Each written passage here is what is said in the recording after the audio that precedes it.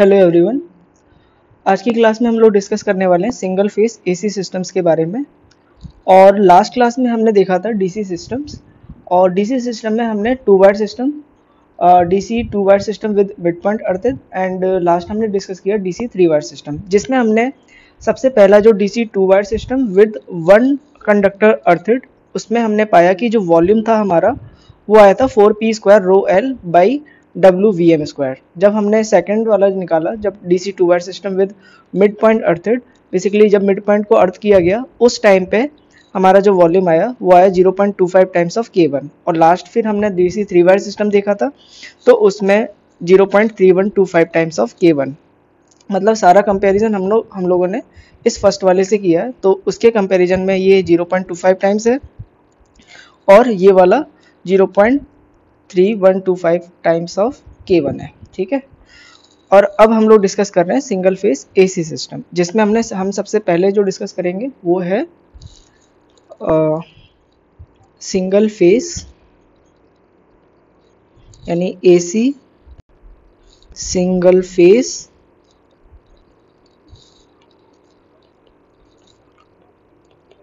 To wire system with one conductor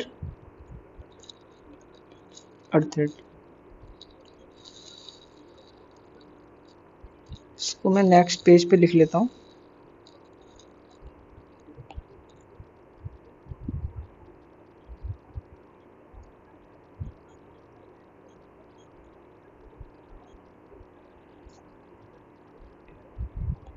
okay, अब हम लोग इसका सर्किट डायग्राम पहले बना लेते हैं।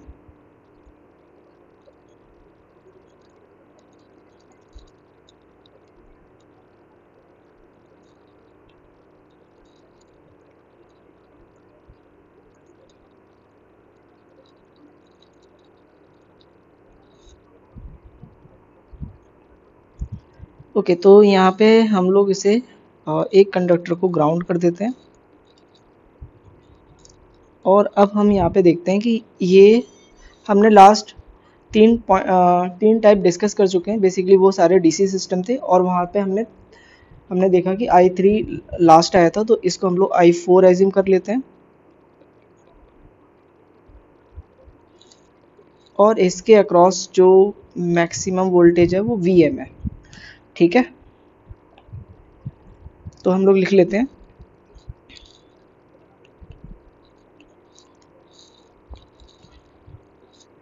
Peak value of voltage between conductors कितना है, Vm है। RMS value of voltage between conductors is equal to Vm/√2, है ना। इसके बाद हम लोग निकालते थे लोड करंट। इससे पहले हम लोग निकाल लेते हैं नॉर्मल, पहले लिख लेते हैं P is equal to VI cos phi। ठीक है, एसी सिस्टम में तो यहाँ पे हमने P is equal to VI cos phi लिया। cos phi यहाँ पे पावर फैक्टर होगा। ठीक है, तो बेसिकली यहाँ पे जो करंट है वो I4 है, तो I4 लिख लेंगे। तो फाइनली मेरे पास I4 आएगा P by V cos phi। ठीक है, और जो V है बेसिकली वो Vm/√2 होगा, क्योंकि RMS वैल्यू है। ठीक है, तो हो जाएगा P by Vm/√2 into cos phi। ठीक है, और फाइनली यदि हम इसे लिखें तो I4 इज इक्वल टू आएगा हमारे पास √2P divided by Vm cos phi। ठीक है, अब मैं नेक्स्ट पेज पे सॉल्व करता हूँ इसको।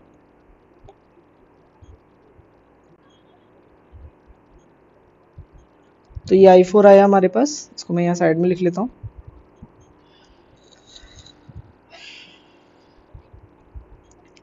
अब हम लोग थर्ड चीज जो निकालते थे वो था line losses.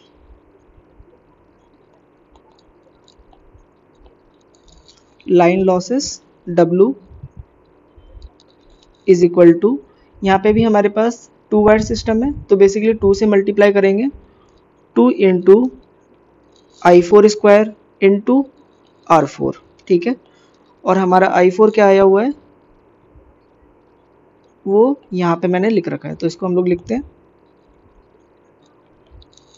2 root 2 P by VM cos phi whole square into R4 यानी रो L बाई A4, है ना। तो A4 इज इक्वल टू हो जाएगा हमारे पास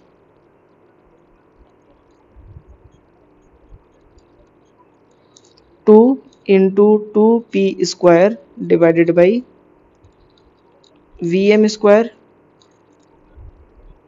कॉस स्क्वायर एंड W नीचे में आ जाएगा हमारे पास into W into rho L, ठीक है। तो यदि हम इसे सॉल्व करें कंप्लीटली तो आ जाएगा 4P square rho L by W VM square cos phi square, okay. तो ये हमारे पास आ गया एरिया, है ना।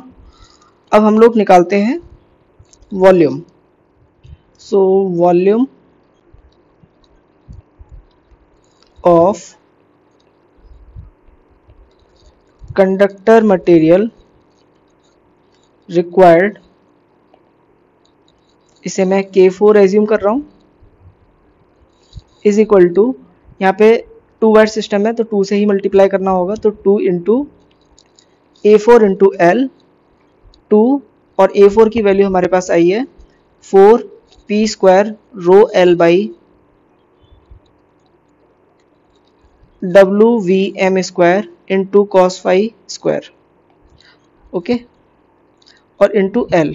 तो यदि हम इसे सॉल्व करें तो आ जाएगा 8P square rho L square divided by WVM square into cos phi square, okay. तो ये हमारे पास आ गया K4।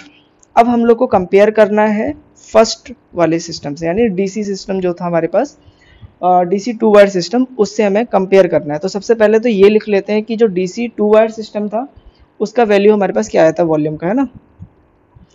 तो मैं इससे अब नेक्स्ट पेज पे सॉल्व करता हूँ।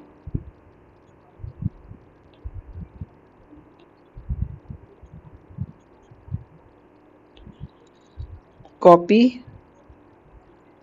एंड पेस्ट,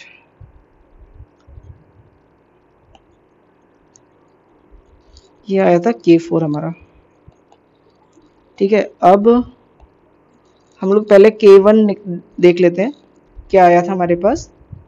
वो आया था 4P square rho L square divided by WVM square, ठीक है। अब यहाँ पे हम लोग एक चीज देखेंगे कि P square rho L square और डिवाइडेड बाई WVM स्क्वायर ये कॉमन है इसमें और इसमें, है ना। तो हम लोग करेंगे क्या,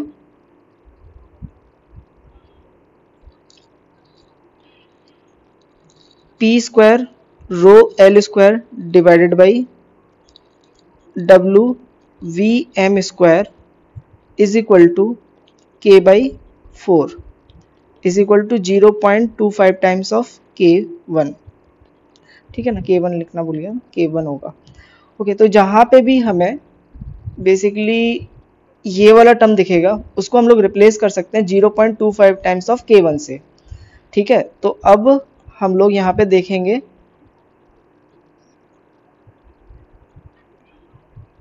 यहाँ करते हैं solve.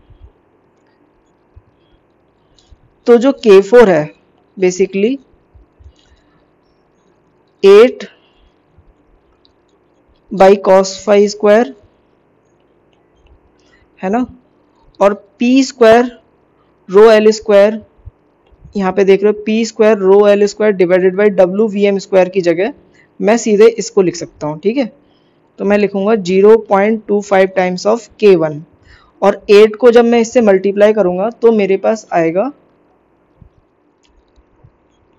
2 by cos square 5 times of K1। तो बेसिकली जो K4 की वैल्यू आई है हमारे पास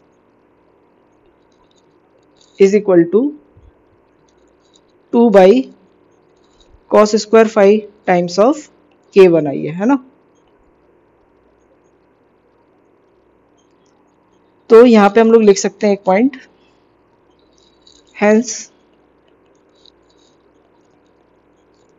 वॉल्यूम ऑफ कंडक्टर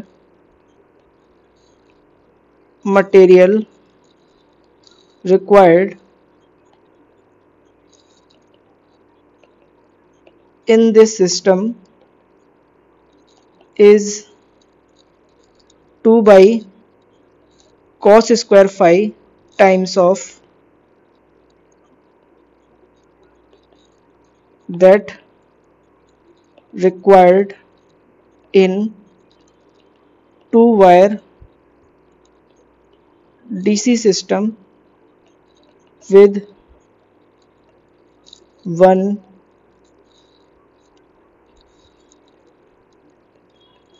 कंडक्टर अर्थ।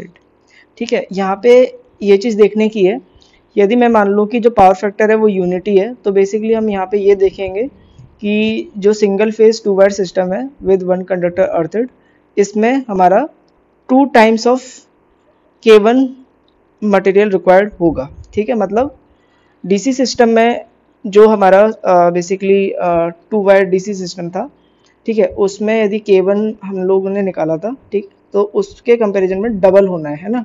यानी वहाँ पे यदि 100 kg यूज़ हो रहा है तो बेसिकली यहाँ पे 200 kg यूज़ होगा यदि मेरे पास जो पावर फैक्टर की वैल्यू है ये वो यूनिटी हो जाए तब। यानी cos phi की वैल्यू 1 हो तो बेसिकली 2 टाइम्स ऑफ K1 हो जाएगा ये K4 का वैल्यू। ठीक है, कहने का मतलब यही था। अब हम लोग नेक्स्ट डिस्कस करते हैं कि जब यदि मिड पॉइंट को अब हम अर्थ कर दें तब कितना मटेरियल रिक्वायर्ड होगा, वो हम लोग अब डिस्कस करते हैं। ओके, तो अब हम लोग डिस्कस करते हैं single phase 2 wire system with mid point earthed. Basically mid point अब अर्थ किया हुआ है यहाँ पे और इसके अक्रॉस हम सारी चीज़ें लिख लेते हैं। जो करंट ड्रॉ होगा मान लेते हैं I5 है, और यदि मैं यहाँ का वोल्टेज बोलूँ तो वो है मैक्सिमम वोल्टेज Vm। ठीक है, और यहाँ पे Vm, तो टर्मिनल के अक्रॉस जो वोल्टेज होगा पीक वोल्टेज वो हो जाएगा 2Vm। ठीक है, तो मैं यहाँ लिख सकता हूँ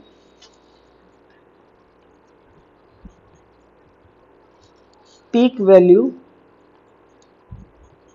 of voltage between conductors is equal to 2Vm। तो RMS वैल्यू क्या हो जाएगी, RMS value of voltage between conductors is equal to 2Vm by √2। तो यहाँ पे यदि हम देखें तो ये कट के बेसिकली क्या हो जाएगा, √2 हो जाएगा। तो √2 टाइम्स ऑफ Vm हो गया, है ना। अब लोड करंट यदि हम देखें, लोड करंट I5 वो हो जाएगा हमारे पास P बाई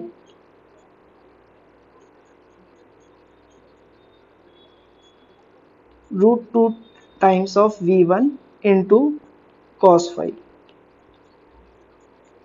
लाइन लॉस यदि हम निकालें, line losses W is equal to, यहाँ पे भी हमारे पास 2 ही वायर हैं तो बेसिकली 2 से ही मल्टीप्लाई करना होगा। 2 I5 स्क्वायर इंटू R5, और I5 की वैल्यू हमारे पास आई है P by √2 Vm cos five into R5 यानी रो L बाई A5, और ये स्क्वायर होना है तो स्क्वायर हो गया, और इसे हम लोग एक बार और लिख लेते हैं, 2p square divided by 2 VM square cos square five rho L by A5। ये 2 से 2 कैंसिल हो जाएगा, तो बेसिकली मैं यहाँ से सीधे A5 की वैल्यू निकालता हूँ। तो A5 हमारे पास आ जाएगा p square rho L by W VM square into cos square five. तो ये हमारे पास A5 आ गया है।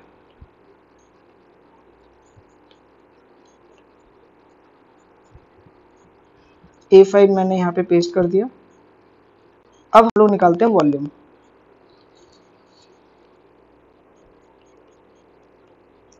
Volume of conductor material required, इसे हमने एज्यूम किया है K5,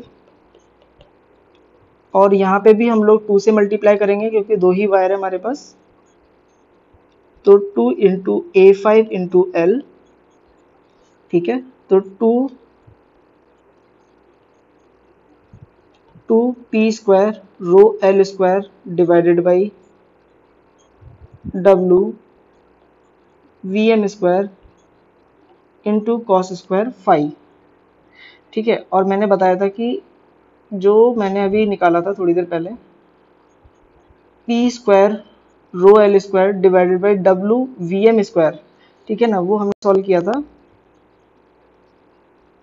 0.25 टाइम्स ऑफ K1 हमको लेना है ना, ये लिखा था मैंने।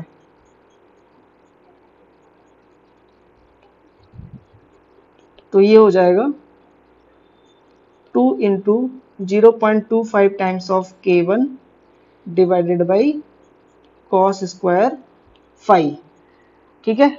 तो जब 0.25 को मैं 2 से मल्टीप्लाई करूंगा तो हो जाएगा 0.5।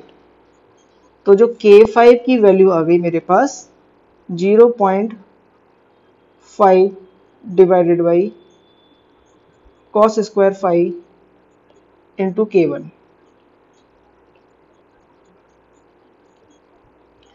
ठीक है। इस केस में जो वॉल्यूम रिक्वायर्ड है वो बेसिकली है 0.5 by cos square five times of K1, ठीक है। यानी मिड पॉइंट अर्थ करने के बाद हमारा जो वॉल्यूम रिक्वायर्ड है वो बेसिकली काफ़ी कम हो गया है, यानी 0.5 टाइम्स ऑफ आ गया है ना।